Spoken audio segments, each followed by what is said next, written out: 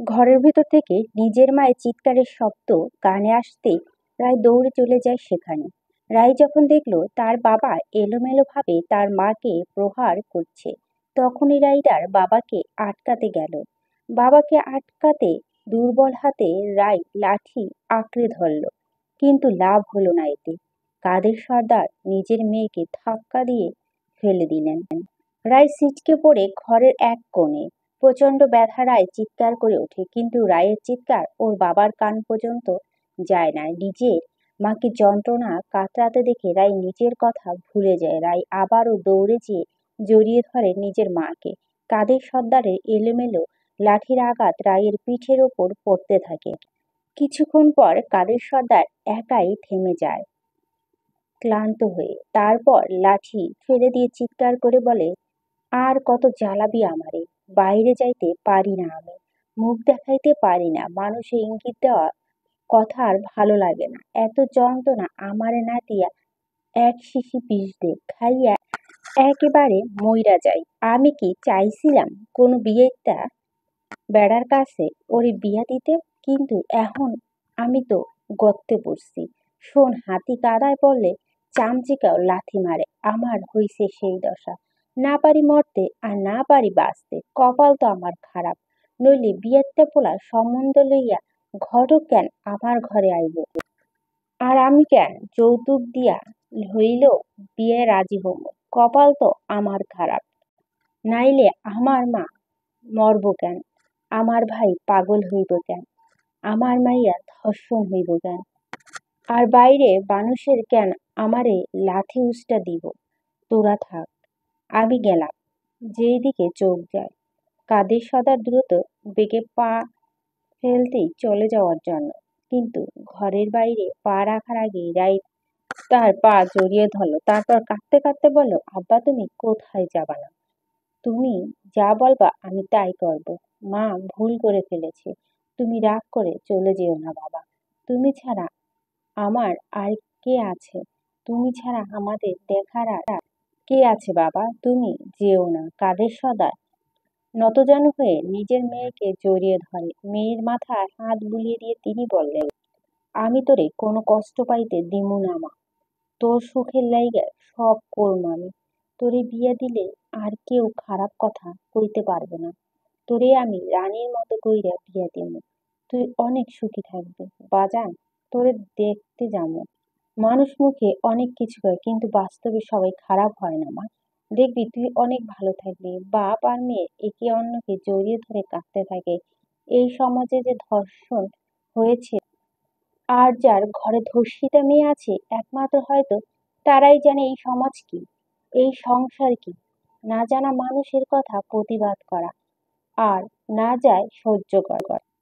দিবস যায় রজনী যায়, দিন ফুরিয়ে বহু সপ্তাহ পার হয়, কিন্তু আকবরকে আর দেখা যায় না নৌকার কাছে। সারাদিন আকবরের দেখা পায় যে মুশকিল। এখন প্রায় সবাই রায়ের বিয়ের কথা জানে, সুতরাং আকবরের কাছে এই বিষয় অজানা নয়। রায়ের বিয়ের কথা যখন দূরত্ব গ্রামে ছড়িয়েছে, ঠিক তত দূরত্ব যেন আকবর নিজেকে লুকিয়ে ফেলেছে রায়ের কাছ থেকে। রায় তাকিয়ে থাকে পাথরের দিকে। হয়তো তার মাঝি ফুট করে চলে আসবে, হয়তো কথা বলবে না অভিমানে, কিন্তু তাকিয়ে থাকবে বহুক্ষণ তার চোখের দিকে। কিন্তু রায়ের সকল কল্পনাকে মিথ্যে প্রমাণ করে অবুঝ মাঝি আসে না। রায়ের অপেক্ষায় প্রহর শেষ হয়, তবুও আশায় থাকে রাই, সে আসবে। রাইয়ের ইচ্ছে করে তার মাঝির কাছে দৌড়ে যেতে, তার বুকের মাথা রেখে বলতে ইচ্ছে করে না বলা হাজারো ভালোবাসার কথা, কিন্তু বারবার ব্যর্থ হয়ে এই সমাজ সংসারের কাছে সে। আজ রাই আর তার বাবা শহরে যাবে বিয়ের কেনাকাটা করতে। রায়ের কোনো কিছুতেই আগ্রহ নেই। তাতে যেভাবে আদেশ করা হচ্ছে সে ঠিক সেইভাবেই কাজ করছে। রায় তার মায়ের কাছ থেকে বিদায় নিয়ে বাবার সাথে বেরিয়ে পড়ে শহরের উদ্দেশ্যে। গ্রামের বাজারের কাছে আসতেই একজন কাদের সর্দারের কাছে এসে বললে, আরে কাদের নাকি? শুনলাম তোমার মাইয়ের বিয়া কয়েকদিন পর। তা কই যাও এত সকালে মাইয়া নিয়া? কাদের সর্দার মুখে থাকা পান চিবিয়ে বলল, একটু শহরের দিকে যামু রমজান ভাই। আপনারা তো জানেন আমার মাইয়ের বিয়া, তাই একটু কেনাকাটা করতে যাবো। খুব ভালো হইছে, দাওয়াত দিও কিন্তু। তোমার বাড়ি আবার কবে বিয়া হইব তা ঠিক নাই, তার থাইকা ভালো এখনই আমরা বিয়া খাইয়া নিমু। হ ভাই, আপনাগো সবাইরে দাওয়াত দিমু, আমার মাইয়ের বিয়া বইলা কথা। দাওয়াত না দিলে কি হয় এখন? তাহলে আমরা যাই। সাবধানে যাইয়েন সর্দার ভাই, দিনকাল ভালো না। আর আপনি মনে হয় ঘাট থাইকা ওপারে যাইতে পারবেন না। কেন রমজান ভাই, ঘাটে কি মাঝি নাই? এখন আর মাঝি নৌকা চালাতে আসে না ঠিক মতো। শুনছি ও আকবর মাঝি নাকি সামনের রেজাল্ট বাইর হবে, রেজাল্ট পাওয়ার পর মাঝি নাকি ঢাকায় যাইব পড়তে। ওর বাপের জমি নাকি বিক্রি করছে অন্য মানুষের কাছে। এই গ্রামে নাকি আর থাকবে না, শহরে যাইয়া পড়বে। তাই রাত দিন লেখাপড়া করতেছে। আকবর একবারে গ্রাম ছেড়ে চলে যাবে, কথাটা শুনে রায়ের বুকের ভিতর ধপ করে উঠল। মানুষটাকে আর কত দেখতে না পাওয়া ভর মুহূর্তে বাসা বাঁধল রায়ের ছোট্ট মনে। প্রচন্ড রকম পিপাসা অনুভব করল রায়। হাজারো চিন্তা এসে ভর করলো রায়ের মাথায়, তবে সে চিন্তা বেশিক্ষণ স্থায়ী হলো না। তার আগে নিজের হাতে টান অনুভব করলো সে। চোখ তুলে তাকাতে দেখতে পেল কাদের সর্দার তার দিকে তাকিয়ে আছে। রায় মাথা নিচু করে তার বাপকে অনুসরণ করতে শুরু করে। যেখানে জীবন সংগ্রাম ব্যর্থ রায়, সেখানে মনের কথা মুখ ফুটে বলাটাই হাস্যকর। দিনের আলো ফুরিয়ে রাত নেমে আসছে ভুবন জুড়ে। গভীর রাতে নিজের আলোহীন অন্ধকার ঘর থেকে বাইরে বের হয়ে আসে আকবর। একটা খোলা মাঠে গিয়ে বসে সে। তারপর জ্যোৎস্না রাতে ভরা আকাশের দিকে তাকিয়ে থাকে। কলঙ্কিত হওয়া চাঁদের দিকে আকবর তাকিয়ে আছে। আকবরের চোখে নোনা জলে ভরে ওঠে। কালো হয়ে যাওয়া চোখের নিচে মুহূর্তে গড়িয়ে পড়ে জলরাশি। হঠাৎ নিজের তামাটে বর্ণের হাত দিয়ে মুখ চেপে ধরে সে। রুক্ষ চুলে আকবরের মুখে অর্ধাংশ ঢেকে যায়। হু হু করে কেঁদে উঠে সে মুহূর্তে। হাত দিয়ে চোখের পানি মুছতে আকবর আকাশের দিকে তাকিয়ে বলে, আল্লাহ, এই জীবনে আমি তো একটা ব্যর্থ মানুষ। তোমার কাছে কোনো কিছু অভিযোগ করি নাই। জীবনে সব হারিয়েছি। বাপ মায়ের ভালোবাসা বোঝার আগে তো নিয়ে গেলাম। মানুষের লাথি উস্টা খাইয়া বড় হয়েছি। জীবন কখনো কোনো চাহিদা পূরণ করতে পারিনি। আমার মনে সব ইচ্ছা, ভালোবাসা, ভালো লাগা বিক্রি হইয়া গেছে এই সমাজের কাছে। হয়তো বিক্রি হয়ে গেছে মানুষের তৈরি কাগজের দরদামের কাছে। আমি আর পারছি না খোদা, আমি আর ধৈর্য ধরতে পারছি না। আমি এত কষ্ট বুকে লইয়া আর বাঁচতে পারছি না। সবকিছু যখন ভুলতে চাই ততই আমি ভিতরে শেষ হইয়া যাই। নিজের গ্রাম, বাপের ভিটা সব ছাইড়া চইলা যাইতেছি, কিন্তু তবু ওরে ভুলতে পারতেছি না খোদা। হয় ওরে আমারে কইরা দাও, না হইলে আমারে মরণ দাও খোদা। এই জীবন মৃত্যু মাঝে আমি আর থাকতে পারছি না। জনশূন্য ওই রাতে আকবরের কান্না কেউ শুনতে পায় না, আর চিৎকার কেউ শুনতে পায় না। রাতের আধারে একমাত্র প্রিয়তমার জন্য কেঁদে যায় সে, যার সামনে আকবর কঠিন হতে পারবে না, যার সামনে আটকে রাখতে পারবেন না নিজের চোখের পানিগুলা। তাই তো নিজেকে সে সরিয়ে নিয়েছে সবকিছু থেকে। কিছু মানুষের প্রতিটা সফলতার পিছনে রয়েছে হাজারো ব্যর্থতার গল্প। কিছু মানুষের প্রতিটা হাসির পেছনে লুকিয়েছে শত শত অশ্রুকণা। কিছু মানুষের বন্ধ মুখের আড়ালে রয়েছে শত শত চিৎকারের সুর। কিছু মানুষের হাজারো ভালোবাসা জিনিসের মাঝে রয়েছে বিচ্ছেদের সুর। দৃষ্টির অগোচরে থাকা কোনো কিছুর খোঁজ আমরা রাখি না। আমরা মানুষ, তাই দৃশ্যমানকে আঁকড়ে ধরি আর অদৃশ্য নিষ্ঠুর সত্যগুলোকে উপেক্ষা করে যাই মিথ্যে কঠিন মায়ায়। আমরা মানুষ তো, আমরা ভালোবাসি ঝকঝকে মিথ্যে দুনিয়াকে, কিন্তু মিথ্যে দুনিয়ার পিছনে লুকিয়ে থাকা অন্ধকার সত্যকে উপেক্ষা করি হাজারো মোহের মাঝে। পার হয়ে গেছে 3 দিন। আজ রবিবার। আকবর বসে আছে তার কলেজের এক কোণায়। আজ তার পরীক্ষার ফলাফল বের হবে, তাই বড় করে মঞ্চ তৈরি করেছে কলেজ কর্তৃপক্ষ। আশেপাশে শত শত ছেলে মেয়ে কথা বলছে, কিন্তু আকবরের সেদিকে খেয়াল নেই। তাছাড়াও কেউ আকবরের কাছে আসে না, কেননা আকবরের মতো এখনো কলেজে না আসা ছেলের সাথে কেউ কথা বলে না। তার মধ্যে উপস্থিত সকলের চেয়ে আকবরের পোশাক আলাদা। সবার মতো আধুনিকতার ছোঁয়া নেই তার। পোশাকে সবার মতো পরিপাটি নয় সে। তাই কারোর সাথে তার বন্ধুত্ব হওয়ার প্রশ্নই আসে না। সবাই যখন রোদের মধ্যে দাঁড়িয়ে পরীক্ষার ফলাফল নিয়ে চিন্তিত, ঠিক তখনই আকবর চিন্তিত তার প্রিয়তমার জন্য। কেননা আজকে তার প্রিয় মানুষটার গায়ে হলুদ। আজকের পর সে হয়ে যাবে অন্য কারো সম্পদ। কেন যেন বুকে বাম পাশে পাঁজরের ভিতর আটকে থাকা ছোট্ট হৃৎপিণ্ডটির ভিতরে বড্ড ব্যথা অনুভব করে আকবর। অবেলায় তার জীবনে প্রেম নামক নিষিদ্ধ অনুভূতি নিয়ে আসে মেয়েটাকে দেখতে বড্ড ইচ্ছে করে তার। কিন্তু সে যে অন্য কারো অপরিচিতা, অন্য কারো সম্পদে হাত বাড়ানো যে অন্যায়, তবুও সে অন্যায় করতে ইচ্ছে করে আকবরের। আনমনে হাজারো কথা ভাবতে ভাবতে আকবর শুনতে পায় শিক্ষকরা পরীক্ষার ফলাফল নিয়ে এসেছে। সকল ছাত্রছাত্রীদের মতো আকবরও ফলাফল জানতে উঠে তারপর ধীর পায়ে অনুসরণ করতে থাকে সকলকে। এক এক করে শিক্ষক সকলের ফলাফল বলে।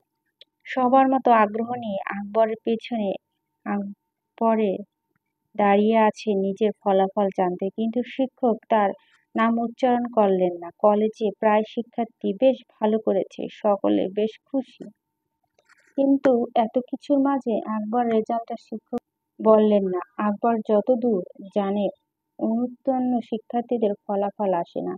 সবাই যখন নিজেদের ফলাফল নিয়ে খুশিতে আত্মহারা, আকবর তখন নিজের ভাগ্যকে ধিক্কার জানিয়ে মুচকি হাসে। আকবর কলেজে ছেড়ে চলে যাওয়ার জন্য পা বাড়াতে মহামান্য শিক্ষকের মুখে শুনতে পায় অবিশ্বাস্য কথা। মহামান্য শিক্ষক মঞ্চে দাঁড়িয়ে সকলের সামনে বলছে, এবছর জেলা পর্যায়ে প্রথম স্থান অধিকার করেছেন আমাদের কলেজের গর্ব আকবর আহমেদ। কথাটি শুনে আকবরের তার চোখ থেকে বের পড়ে এক ফোঁটা আনন্দ অশ্রু। শিক্ষক তাকে সশরীরে মঞ্চে যেতে বলে। আশেপাশে মানুষ গুনগুন করে কথা বলতে শুরু করেছে, কেননা তারা এই নামে কাউকে চেনে না। আকবর পেছন ঘুরে এগিয়ে চলে মঞ্চের দিকে। যখন মঞ্চে উঠে শিক্ষকের পাশে অতি সাধারণ একটা ছেলে যে দাঁড়ায়, তখন শত শত চোখ অবাক চোখে তাকিয়ে থাকে সেই দিকে।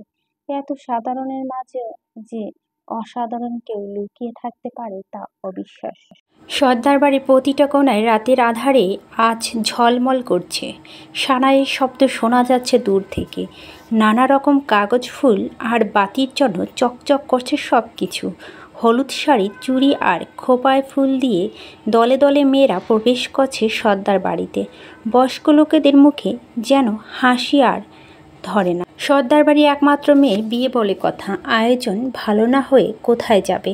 হলুদ শাড়ি দিয়ে ঢেকে দেওয়া হয়েছে রায়ের শরীর। হাতে কানে গলায় মাথায় তাজা গাঁদা ফুলের গহনা পরানো হয়েছে তাকে। হরিণের মতো টানা টানা চোখ দুটো গাঢ় কাজলে প্রলেপ দেওয়া হয়েছে। রায়কে আজ আকাশ থেকে নেমে আসা হলুদ পরি থেকে কম লাগছে না। আশেপাশে থাকা সবাই রায়ের রূপ বর্ণনায় মেতে আছে।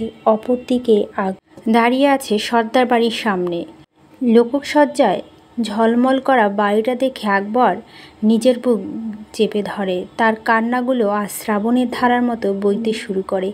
নিজের সফলতার কথা জানার পর আকবর ভুলে গিয়েছিল আজ তার অপরিচিতার গায়ে হলুদ। তাই তো অজান্তে মিষ্টি নিয়ে খুশির খবরটা দিতে এসেছিল সে। কিন্তু আলোর ঝলমল করা বাড়িটা দেখে নিজের হুঁশ ফিরে আসে আকবরের। পাথরের মতো দাঁড়িয়ে থাকে সর্দার বাড়ির সামনে। ঘন ঘন কয়েকটা নিঃশ্বাস নিয়ে চোখে পানি মুছে নেয় আকবর। তারপর বাড়ির ভেতর প্রবেশ করে সে। বাড়ির ভেতর সবাই হাসাহাসি করছে, হলুদের প্রস্তুত চলছে।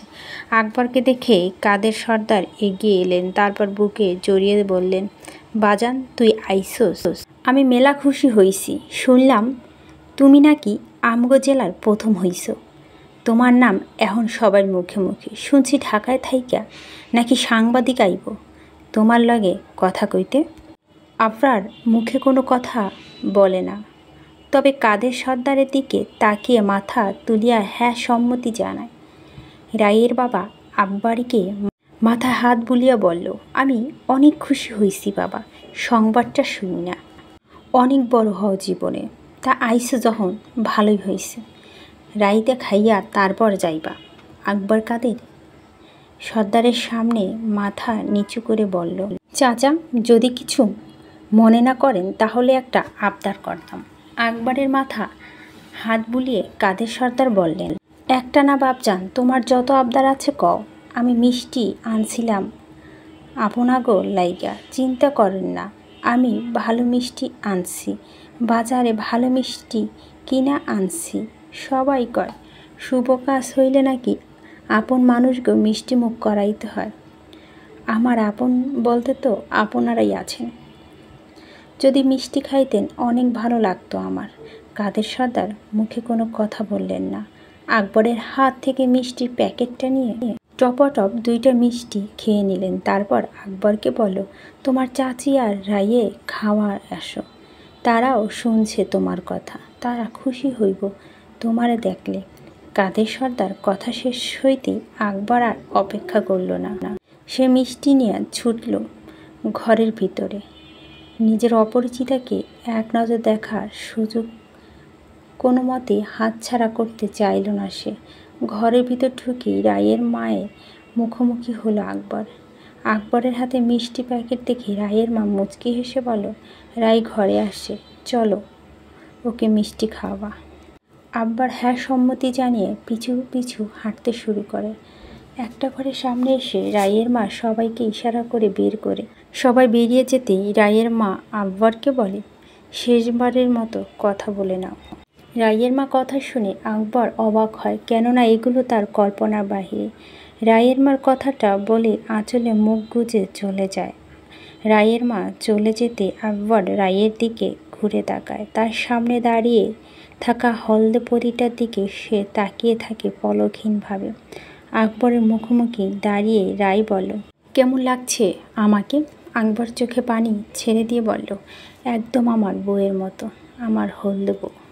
রায়ের কাজল কালো নয়নে পানিতে থই থই করছে। একে অন্যের দিকে তাকিয়ে কথা না বলে হাজার কথা বলার অনুভূতি প্রকাশের মতো শ্রেষ্ঠ মুহূর্ত আর হতেই পারে না। রায় আকবরের চোখে চোখ রেখে বলল, যদি আজ আপনার জন্য সাজতে পারতাম তাহলে কতই না ভালো হতো, তাই না? আকবর মাথা নিচু করে শুধু একটা কথা বলো, হুম। রায় বুঝলো আকবর নিজের চোখের পানি আটকে রাখার চেষ্টা করছে। হঠাৎ আকবর রায়কে জড়িয়ে ধরল শক্ত দিকে। রায় বাধা দিল না, হু হু করে কেঁদে উঠল আকবর। রায়কে আকবর নিজের সাথে আষ্টে পিষ্টে জড়িয়ে ধরল। খুব কাছে থাকা ছেলেটার শরীরে কাঁপন বুঝতে পারল রায়। অবুঝ এই ছেলেটা যে প্রকাশ না করেও তাকে বড্ড ভালোবাসে তা সে বুঝল।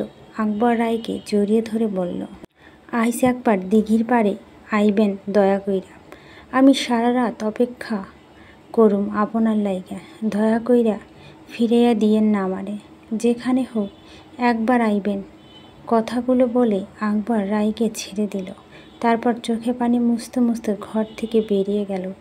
রায় নিজেও কাঁদতে কাঁদতে বিছানায় বসে পরে। একটু পর মানুষের কথা আওয়াজ পেতে রায় নিজের চোখ মুছে নিজে স্বাভাবিক করে চুপচাপ বসে থাকে। কিছুক্ষণ পর কয়েকজন মিলে রায়কে বাইরে নিয়ে যায়। আশেপাশে এবং আত্মীয় স্বজনদের মধ্যে বয়স্ক মহিলারা গায়ে হলুদ দেওয়ার জন্য সকলে নিয়মকানুন পালন শুরু করে। আকবর দূর থেকে সবটা দেখতে থাকে। যদি তার ক্ষমতা থাকতো তাহলে সেখানে হোক ভালোবাসার মানুষটাকে আলগে রাখতে নিজের সাথে। এই দুনিয়াতে টাকা ছাড়া পুরুষ অসহায়। টাকাহীন পুরুষের স্বাদ আছে কিন্তু সাধ্য নেই। গভীর রাত, সবাই এখন ঘুমে ব্যস্ত। মায়ের কাছ থেকে অনুমতি নিয়ে শেষবারের মতো প্রিয় মানুষটার শেষ আবদার রাখতে রায় ছুটে যায় দিঘির পাড়ে। জ্যোৎস্না রাতে দিঘির কাছে গিয়ে রায় কাউকে দেখতে পায় না। সামান্য ভয়ে বুক কাঁপতে থাকে তার। রায় মৃদু কণ্ঠে আকবরকে ডাক দেয়, কিন্তু সাড়া না পায় কোনো। কিছুক্ষণ বাদে নিজের পাশে অন্য কারো উপস্থিত টের পেয়ে রায় ঘুরে তাকায়, দেখতে পায় তার প্রিয়তমা মাঝিকে। রায়কে এক ধাপ অবাক করে দিয়ে আকবর রায়ের একটা হাত ধরে বসে পড়ে। তারপর চোখের পানি ছেড়ে দিয়ে শুদ্ধ বাংলা আকবর বলে ওঠে, আমি অন্য সবার মতো তোমার জোর করব না, অন্য সবার মতো তোমাকে থেমে যেতে বলবো না, শুধু এইটুকু বলবো, তোমাকে অন্য কারো পাশে সহ্য করার ক্ষমতা আমার একদম নেই। আমি চাই না তুমি অন্য কারোর সাথে সুখে থাকো, অন্য কারো মাঝে তোমার শান্তি আমি দেখতে পারবো না। আমি মানুষ হিসাবে স্বার্থপর কিন্তু লোভী নয়। কিন্তু প্রশ্ন যখন তোমাকে নিয়ে, তখন শুধু একটা কথাই বলতে চাই, তুমি আমার সাথে সুখে থাকো, তুমি আমার সাথে ভালো থাকবে আর আমার আমাকেই ভালোবাসো। আকবর কিছুক্ষণ থেমে আবার বলল, পরিচয় না জানা সেই তুমি আজ আমার একান্তই অপরিচিতা। নাম না জানা সেই তুমি আজ আমার কাছে হাজারো নামের সমাহার। হাজারো অচেনার মাঝে আজ আমার সাথে তুমি একান্ত চেনা মানুষ, যাকে আমি হারাতে চাই না। আমি জানি মানুষের জায়গা কোনো ফাঁকা থাকে না। আমার অবর্তমানে তুমি অন্য কারো মাঝে আমার কমতি খুঁজে নাও। টেনে হিস্ট্রি কখনো সম্পর্ক হয় না, সম্পর্ক টান থাকতে হয়। আমি এক আকাশ সমান টান নিয়ে তোমার দুয়ারে এসেছি। আমায় খালি হাতে ফিরিয়ে দিও না অপরিচিতা কন্যা, যার চোখে নিজের জন্য দূরত্বে আমি সহ্য করতে পারবো না। তুমি নামক অপূর্ণতা নিয়ে আমি দুনিয়া ছাড়তে চাই না। আমি 1000 বছর বাঁচতে চাই তোমার সাথে, তোমার 1000 বছর বড্ড যত্নে রাখতে চাই। ঝিনুকের মাঝে মুক্ত যেমন নিরাপদ থাকে, তার থেকেও বেশি নিরাপদে রাখতে চাই তোমাকে। রহস্যময় এই জীবনে আমি বহুবার ভালোবাসা চেয়েছি, কিন্তু পাইনি। আর ভালোবাসার সন্ধান পাওয়ার পর আমি যা হারাতে চাই না, আমি চাই না আমার ভালোবাসা অন্য কেউ ভাগ বসা। আমি সবার মতো দূর থেকে ভালোবাসতে পারবো না। আমি ভালোবেসে স্বার্থপর হতে চাই না। 1000 বার অপরিচিতা, তোমায় নিয়ে অনেক বছর বাঁচতে চাই। আমি চাই না তুমি অন্য কারো নিস্তব্ধেরা তার সঙ্গী হও। আমি চাই না তুমি আমার গধূলিবেলা স্নিগ্ধ অপরিচিতা হও। আমি কল্পনার 1000 বছর তোমায় নিয়ে বাঁচতে চাই না। আমি বাস্তবে একটা মুহূর্ত বাঁচতে চাই। এমনটা ভেবো না অন্য কাউকে না পেয়ে তোমার দুয়ারে পড়ে আছি। তোমার দুয়ারে আছি বলেই অন্য কারো দুয়ারে যেতে চাই না। তোমায় বড্ড বেশি ভালোবাসি আমি। রায় নিজের চোখে পানি আটকে রাখে যথাসম্ভব। আকবরের কথা কোনো উত্তর দেয় না সে। রায়ের হাত ধরে উত্তরের অপেক্ষায় তাকিয়ে আছে। রায় আকবরের হাত ছাড়তে ছাড়তে বলল, আপনি আসতে বলছেন, আমি এসেছি। আজকের পর আমরা কেউ কাউকে আর চিনি না। আর কখনো ভালোবাসা আবদার নিয়ে আমার কাছে আসবেন না। আকবর পলকহীনভাবে বোকার মতো রায়ের দিকে তাকিয়ে থাকে। রায় আবার নিজের হাত ছাড়াতে চাইলে আকবর বলে, এই রায়, এমন করো না আমার সাথে। মরে যাব আমি তোমাকে ছাড়া, একেবারে মরে যাব। তুমি যেভাবে বলবে সেভাবে সব করব। কখনো অভিযোগ করার সুযোগ দিব না। তুমি শুধু এই বিয়েটা করো না। রায় নিজের হাত ছাড়িয়ে নিয়ে শক্ত গলায় বলে, আমার জন্য বাবা অনেক অপমানিত হয়েছে। এতদিন পর আমার বাবার মন খুলে হাসছে, আনন্দ করছে। আমি তার আনন্দ মাটি করে দিতে চাই না। তাই আমাকে ভুলে যাওয়া আপনার জন্য মঙ্গল। ভুলে যান আমাকে। রায় কথাগুলো বলে পিছন ঘুরে চলে যেতে লাগলো। আকবর রায়ের হাত আবার আঁকড়ে ধরল। তারপর রায়ের হাতে কপাল ঠেকে বলল, আমি জীবনের শেষ সময় পর্যন্ত আপনার থাকবো অপরিচিতা। জীবনের শেষ মুহূর্ত দাঁড়িয়ে যদি একবার আপনাকে পেয়ে যাই, কখনো আমি আপনাকে ছাড়বো না। কাল বরপক্ষ আসা আমি অপেক্ষা করব। এই দিঘির ঘাটে বসে থাকবো আমি। যদি আপনি না আসেন তাহলে আমার নষ্ট জীবনটার জন্য সারা জীবন আপনি দায়ী থাকবেন। আমার জীবন নষ্ট করার দায় আমি কখনোই ছাড়বো না, কখনো না। রায় আকবরের হাত ছাড়িয়ে নেয়। তারপর পেছনে না তাকিয়ে দৌড়ে স্থান ত্যাগ করে। আর আকবর মাটিতে বসে কাঁদতে থাকে। মাটিতে বসে নিজের বুকে চেপে চিৎকার করতে থাকে সে। সকাল আলো ফুটছে, সোনালি আলো ঝলমল করছে গোটা দুনিয়া। আকবর নিজের সব কিছু নিয়ে ঘর থেকে বেরিয়ে যায়। নিজের চাচার ঘরের দিকে তাকায়, দেখতে পায় দরজা বন্ধ। আকবর বুঝতে পায় কেউ কখনো ঘুমে ওঠেনি। তাই নিজের বাবার ভাঙা ঘরটা একবার চোখ বুলিয়ে নেয় সে। কেননা এখন এই জায়গায় জমির ওপর তার কোনো অধিকার নেই। সব কিছু টাকার বিনিময়ে নিজের চাচার কাছে বিক্রি করে দেয় সে। চাইলে আর আবদার করতে পারবে না বাপের ভিটার ওপরে। একটি দীর্ঘ নিঃশ্বাস নিয়ে আকবর বেরিয়ে পড়ে নিজ গন্তব্য। অন্যদিকে সর্দার বাড়িতে সকাল থেকে কাজ শুরু হয়ে গেছে। বাবুর্চিরা রান্না করছে নানা পদের খাবার। সর্দার বাড়িতে লোকজন ভরপুর। আকবর বসে আছে দিঘির ঘাটে। সকাল থেকে প্রায় দুপুর হয়ে আসছে, কিন্তু অতি চেনা রাস্তা দিয়ে তার অপরিচিতা আসছে না। তবু আকবরের বেহায়া মন মানে না। সে বসে থাকে তার অপরিচিতার অপেক্ষা। একটু পরে আকবর শুনতে পায় সানাইয়ের শব্দ। অনেক দূর থেকে মানুষের চিৎকারের আওয়াজ কানে। আকবর থমকে যায়। আকবর বুঝে গেছে বরযাত্রী চলে এসেছে। আকবরের নির্ঘুম চোখ দুটো থেকে রেহাই অশ্রু গড়িয়ে পড়ছে। আকবর তবুও বসে থাকে সেই অপেক্ষা করবে তার অপরিচিতার জন্য। যদি তার অপরিচিত এসে তাকে না পায় তখন কি হবে? আকবর তাই বসে থাকে। প্রায় 1 ঘন্টা বসে থাকে সে। তারপর নিজের বুকের ভিতর অস্থিরতা কমাতে সর্দার বাড়ির দিকে হাঁটতে শুরু করে সে। বাড়ির কাছে আসতেই আকবর দেখতে পায় সাদা পাঞ্জাবি পরা কাজী ঘরের ভিতর প্রবেশ করছে। আকবর বুঝতে বাকি থাকে না বিয়ে পড়ানো শুরু হয়ে গেছে। এইবার আর আকবরের চোখ থেকে পানি ঝরছে না। অতি কষ্টে মানুষ যেমন নিজের ভিতর থাকা সকল শব্দ ভুলে যায়, আকবর অতি কষ্টে নিজের অনুভূতি প্রকাশ করতে পারছে না। নিজের হাতে থাকা ব্যাগটা শক্ত করে আঁকড়ে ধরে আকবর হাঁটতে শুরু করে অজানার পথের দিকে। সে পথের সঙ্গী সে একাই সমাপ্ত। গল্পটি ভুল ত্রুটি হলে অবশ্যই ক্ষমার দৃষ্টিতে দেখবেন।